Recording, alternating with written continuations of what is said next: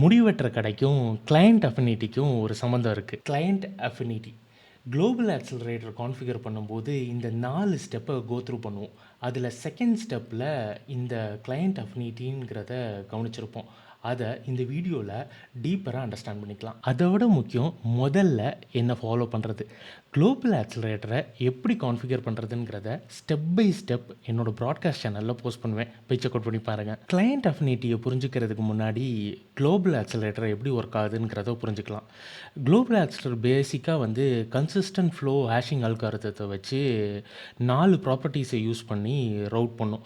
பேசிக்காக என்ன பண்ணுன்னா, லைக் கிளையண்ட்டை க்ளோசஸ்ட் எண்ட் பாயிண்ட்டுக்கு சென்ட் பண்ணும். ஃபார் எக்ஸாம்பிள், இந்தியாவில் ஒரு யூசர் இருக்காருன்னா 2 சர்வர்ஸ் இருக்குது. லைக் சிங்கப்பூரில் ஒன்று இருக்குது, யூஎஸில் ஒன்று இருக்குது.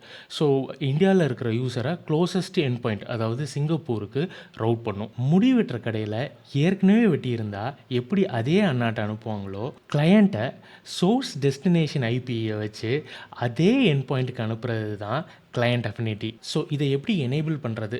பை டிஃபால்ட்டு கிளையண்ட் அஃபினிட்டி நன்னில் தான் இருக்கும். இதை நம்ம சோர்ஸ் ஐபின்னு செட் பண்ணும்போது கிளையண்ட் அஃபினிட்டி ஆட்டோமேட்டிக்காக எனேபிள் ஆகிடும். இந்த மாதிரி ஒவ்வொரு கான்ஃபிகரேஷன்ஸையும் புரிஞ்சுக்கிறதுக்க என்னோடய கிளாஸஸை செக் அவுட் பண்ணி பாருங்கள். கண்டிப்பாக ஹெல்ப்ஃபுல்லாக இருக்கும்.